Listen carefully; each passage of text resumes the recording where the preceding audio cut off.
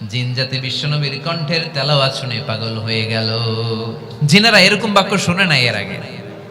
জিনেরা মিলাই কিরে এটা তো কোনো মন্ত্র না, জিনেরা মিলাই কিরে এটা তো কবিতা না, এত সুন্দর কথা কার বাণী? এটা আল্লাহর বাণী ছাড়া অন্য কোনো বাণী হতে পারে না।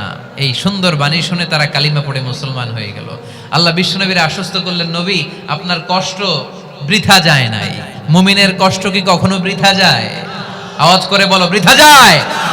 নবী আপনি দাওয়াত দিতে এসেছিলেন দৃশ্যমান এক জাতি, মানব জাতিকে, তায়েফের মানব জাতিকে দাওয়াত দিতে এসেছেন। ওরা দাওয়াত কবুল করে নাই তো কি হয়েছে? অদৃশ্য জাতি, জিন জাতি কালিমা পড়ে মুসলমান হয়ে গিয়েছে। ওয়ালা সাউফা ইউতিকা রাব্বুকা ফাতারদা। নবী অচিরেই এমন এমন সুসংবাদ আপনারে শোনাবো, আপনি খুশি হয়ে যাবেন। বিশ্বনবী যখন শুনলেন তায়েফবাসী কালিমা পড়ে নাই, কি হয়েছে? জিন জাতি তো পড়ছে। বিশ্বনবী আবার খুশি হয়ে গেলেন। সুবহানাল্লাহ পড়ে। বিশ্বনবীকে তিনটা জায়গায় আঘাত করলো। এত শুভ্র সাবলীল সাদা দেহটা ছিঁড়ে ছিঁড়ে রক্ত বের হলো। বিশ্বনবী তায়েফবাসীদেরকে বদদুয়া দেয় নাই। বিশ্বনবী তায়েফবাসীদেরকে কোরআনের দাওয়াত দিতে গেলেন, তারা কোরআনের দাওয়াত মেনে নেয় নাই। বিশ্বনবী ওযু করলেন, গায়ের রক্তগুলোকে মুছে মুছে ফজরের সময় খেজুর বাগানের সামনে দাঁড়িয়ে ফজরের নামাজ শুরু করে দিলেন। বিশ্বনবী মন্ত্রমুগ্ধকর কণ্ঠ দিয়ে তেলাওয়াত করতে শুরু করলেন। ইন দ্য মিন টাইম বিশ্বনবীর পেছন থেকে একদল জিন বিশ্বনবীর কণ্ঠের কোরআন তেলাওয়াত শুনে কালিমা পড়ে মুসলমান হয়ে গেল। ফজরের সালাত শেষে আল্লাহ বিশ্বনবীর ডেকে বললেন, নবী আপনার মন খারাপ কেন? জিব্রাইল মারফত জানিয়ে দিলেন মন খারাপ কেন। বিশ্বনবী বললেন, 80 মাইল পথ পাড়ি দিয়ে তায়েফের ছেলেদেরকে দাওয়াত দিতে এলাম, তারা আমার দাওয়াত কবুল করে নাই। শুধু দাওয়াত প্রত্যাখ্যান করলে চলতো, আমাকে মেরে রক্তাক্ত করে তায়েফের জমিনকে লাল করে দিয়েছে। একটা ছেলে যদি কালিমা পড়তো আমার কলিজাটা ঠান্ডা হতো, আমার পরানটা ঠান্ডা হয়ে যেত। একটা ছেলেও কালিমা পড়ে নাই, পাথর মেরে আমারে রক্তাক্ত করেছে। কি ছিল আমার অপরাধ? ওদেরকে জাহান্নামের আগুন থেকে বাঁচানোর জন্য আমি তায়েফে এসেছি, একটা লোক আমার ডাকে সাড়া দেয় নাই। বিশ্বনবীর মন খারাপ। আল্লাহ ডেকে বললেন, নবী মন খারাপ করবেন না, হতাশ হবেন না। আপনি জানেন না, আপনি দেখেন নাই, আমি আল্লাহ দেখেছি। আপনি যখন দাঁড়িয়ে দাঁড়িয়ে ফজরের নামাজের তেলাওয়াত করছিলেন, আপনার সুমধুর কণ্ঠের তেলাওয়াত শুনে একদল জিন কালিমা পড়ে মুসলমান হয়েছে। ইন্না সামি'না কুরআনান আজাবা ইয়াহদি ইলার রুশদি ফাআমান্না বি।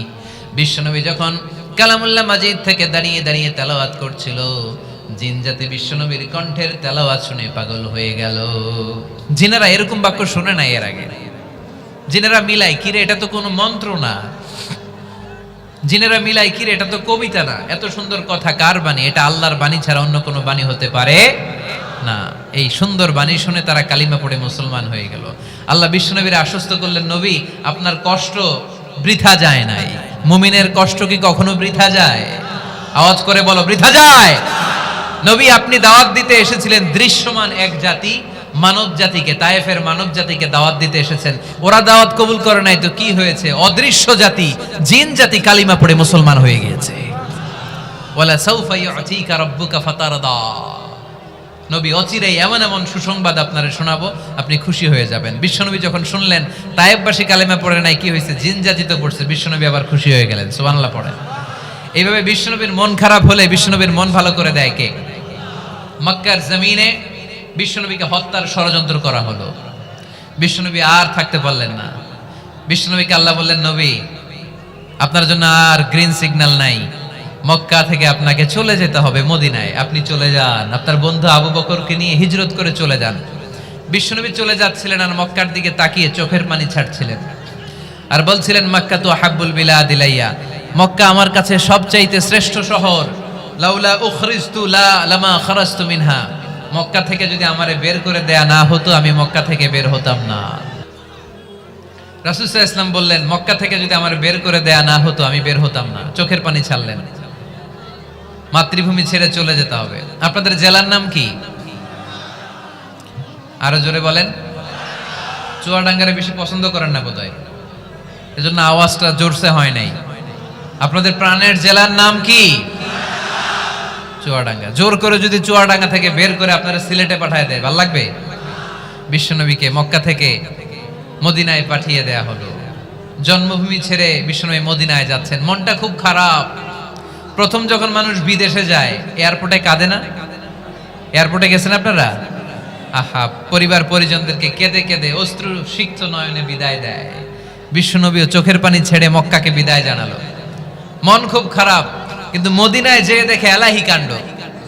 মদিনার উপকণ্ঠে সানিয়াতুল ওয়াদা নামক জায়গায় আবাল বৃদ্ধ বনিতা দফ বাজিয়ে বাজিয়ে বিশ্বনবীরে ওয়েলকাম করতে শুরু করলো। তলাআল বাদরু আলাইনা মিন সানিয়াতিল ওয়াদা ওয়াজাবা শুকরু আলাইনা মা দাআ লিল্লাহি দা আইয়ুহাল মাবউসু ফিনা جئت من أمر المطاع جئت شرفت المدينة مرحبا يا خير دا যারা পারেন পড়েন طلع البدر علينا من ثنيات الوداع وجب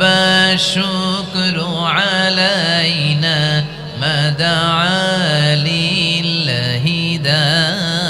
পড়েন না আল্লাহু আকবার। এই বিশাল জনসমুদ্র দেখে তলাল বাদরু আলাইনা আর দফ বাজাতে বাজাতে নবীকে ওয়েলকাম ইন রিসিপশন দেয়া হলো। এই মদিনার মানুষের ভালোবাসা দেখে মক্কা থেকে যে তিনি চোখের পানি ছেড়ে বিদায় নিয়েছেন, এই দুঃখের কথা বিশ্বনবী ভুলে গেলেন। বিশ্বনবীর মনকে আবার খুশি করে দিল কে? সুবহানাল্লাহ কইতে পারলেন না? নবী অচিরেই এমন জিনিস আপনাকে আমি দান করব, আপনি খুশি হয়ে যাবেন। আবার বিশ্বনবী শুনতে পেলেন ওনার আগের পয়গম্বরদের বয়স ছিল কারো 1000 বছর, কেউ হায়াত পেত 2000 বছর, কেউ পেত 1500 বছর। তাদের উম্মতের মধ্যে থেকে কেউ বাঁচত 800 বছর, 700 বছর। বিশ্বনবী মনে মনে দুঃখ পেতে শুরু করলেন, হায় হায়, আমার উম্মতের গড় বয়স এত কম। আগের উম্মতেরা হায়াত পেয়েছে বেশি, ইবাদত করার সুযোগও পেয়েছে বেশি।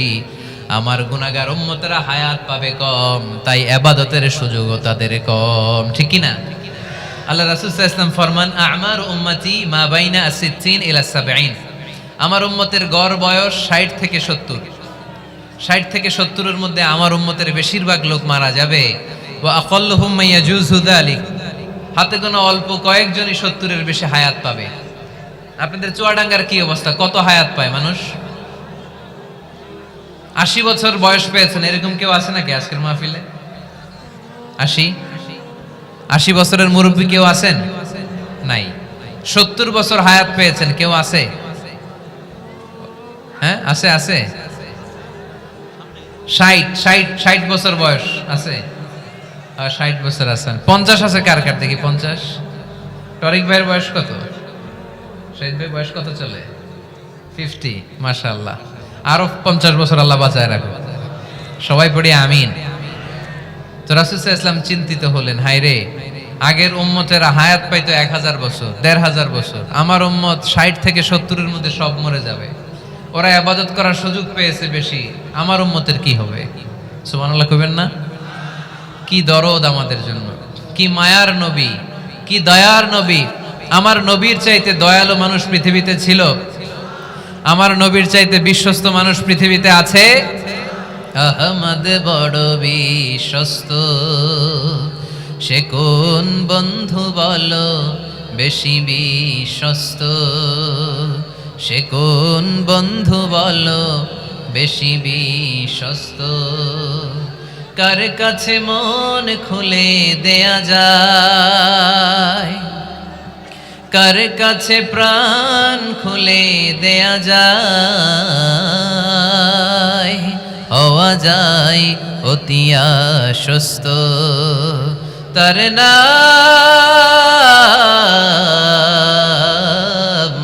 আহমদ বড় বিশ্বস্ত। সুবহানাল্লাহ পড়েন। আমার নবীর চাইতে বিশ্বস্ত আর কেউ আছে? আমার নবীর চাইতে দিলদরিয়া আর কেউ আছে? আমার নবীর চাইতে দয়ালু কোন মানুষ পৃথিবীর জমিনে আছে? ওমা আরসালনাকা ইল্লা রাহমাতাল লিল আলামিন। I have sent you as a mercy for the entire universe. নবী হে, আমি গোটা বিশ্বের জন্য আপনাকে রহমত করে প্রেরণ করেছি। চিল্লায় পড়েন সুবহানাল্লাহ। আবার বিশ্বনবী ফরমান, লিকুল্লি নবিয়িন দাওয়া মুস্তাজাবা। দুনিয়ার সব নবীকে আল্লাহ একটা করে বিশেষ দোয়া করার সুযোগ দিয়েছে। এই দোয়াটা করার সাথে সাথে এই দোয়াটা আল্লাহ কবুল করে নিয়েছে। আর দুনিয়ার বুকে যত নবী এসেছিল সব নবীরা তাদের দোয়াটা দুনিয়ায় শেষ করে ফেলেছে। ওয়া ইন্নী আখতাবিউ দাওয়াতি শাফাআতান লিউম্মতি ইয়াউমাল কিয়ামা। কিন্তু আমি আমার স্পেশাল দোয়াটা দুনিয়ার বুকে করি নাই, আমি কিয়ামতের দিন আমার উম্মতদেরকে সুপারিশ করার জন্য স্পেশাল দোয়াটা রেখে দিয়েছি। আমার নবী দোয়াটা রেখে দিয়েছে আমার জন্য, আপনার জন্য, আমাদের জন্য। বিশ্বনবী দোয়াটা করে নাই। সব নবী আল্লাহর পক্ষ থেকে কয়টা দোয়া পাইছে স্পেশাল? সবাই বলেন না, একটা। ওই দোয়া করার সাথে সাথেই কবুল হবে, একটা করে দোয়া। সব নবীরা ওই দোয়াটা দুনিয়াতেই করেছে, কোন নবী বাকি নাই। সব নবী দোয়াটা দুনিয়াতেই কাজে লাগিয়ে ফেলেছে, আমার নবী ছাড়া। আমার নবী কি দোয়াটা দুনিয়াতে করছে? দুনিয়ায় বিশ্বনবী বিপদে পড়েন নাই, ওই দোয়াটা করলেই বিপদ থেকে মুক্তি পেতেন। কিন্তু আমার জন্য, আপনার জন্য, আমাদের জন্য রেখে দিয়েছেন। কিয়ামতের দিন আমরা যখন বিপদে পড়ে যাব, আমাদেরকে বিপদ থেকে উদ্ধার করার জন্য বিশ্বনবী ওই দোয়াটা করে আমাদেরকে উদ্ধার করবে। চিল্লায় এখন সুবহানাল্লাহ। বিশ্বনবী কিয়ামতের দিন শুধু কাঁদতে থাকবে। আকাশের জলজলে সূর্যটা মাথার কাছে চলে আসবে, মাথার মগজগুলো ভাতের মাড়ের মতো গলে গলে নাকের ছিদ্র, কানের ছিদ্র দিয়ে বেয়ে বেয়ে পড়বে। তৃষ্ণায় ক্ষুধায় জিহ্বাটা বের হয়ে কুকুরের মতো নাভিস্থল পর্যন্ত ঝুলতে থাকবে। জমিনটারে তামার জমিন বানিয়ে দেওয়া হবে। সবাই শুধু বলবে ইয়া নফসি ইয়া নফসি, আল্লাহ তুমি আমারে বাঁচাও। ওলিরা বলবে ইয়া নফসি, শহীদরা বলবে ইয়া নফসি, নবীরা বলবে ইয়া নফসি, উম্মত বলবে ইয়া নফসি। সবাই বলবে আল্লাহ তুমি আমারে বাঁচাও, আল্লাহ তুমি আমারে বাঁচাও, আল্লাহ তুমি আমারে বাঁচাও। ঠিক ওই মুহূর্তে বিশ্বনবী, প্যারা নবী মাকামে মাহমুদে সিজদায় পড়ে কাঁদবে। তিনি ইয়া নফসি না বলে চিৎকার করে কেঁদে কেঁদে বলবে উম্মতি উম্মতি রবলি হাবলি উম্মতি, ও রব আমার উম্মতকে তুমি বাঁচাও। পুরো কিয়ামত জুড়ে চিৎকার ইয়া নফসি, আল্লাহ আমারে বাঁচাও। বিশ্বনবী বলবে ইয়া উম্মতি, আল্লাহ উম্মতরে বাঁচাও। সুবহানাল্লাহ পড়বেন না? বিশ্বনবী মাথা তুলবেন না। রব্বুল আলামিন সাইয়েদনা জিবরাইল আলাইহিস সালামকে পাঠাবেন, জিবরাইল যাও নবীকে জিজ্ঞেস করো ইয়া নবী আল্লাহি মা ইউবকি, কেন আপনি কাঁদেন? বিশ্বনবী মাথা তুলবেন না, সিজদারত অবস্থায় উত্তরে বলবেন উম্মতি উম্মতি, আল্লাহ আমার উম্মতের কি হবে আপনি বলেন, আমার উম্মতরে আপনি বাঁচান। সাইয়েদনা জিবরাইল এসে বলে ও মাবুদ, আপনার নবী বলে উম্মতের কি হবে, উম্মতের কি হবে? আল্লাহ বলেন জিবরাইল আমার নবীরে যে বলো ইন্না সানুরদিকা ফি উম্মাতিক ফালা নাসুক। আমি আমার নবীর দুনিয়ার বুকে যখন মন খারাপ ছিল তখন যেমনি মন ভালো করে দিয়েছি, আজকেও আমার নবীর উম্মতের ব্যাপারে এমন একটা ঘোষণা আমি দেব, এই ঘোষণা শুনে আমার নবী খুশি হয়ে যাবে।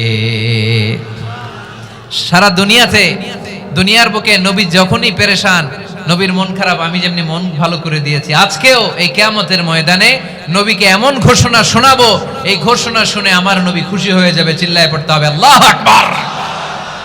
আল্লাহ তখন বলবে নবী মাথা তোলেন, মাথা তোলেন। ইরফা রাসাক, নবী মাথা তোলেন। সাল তুতা, আপনার কান্না আমার সহ্য হয় না। সাল তুতা, যা যাবেন তাই দেব।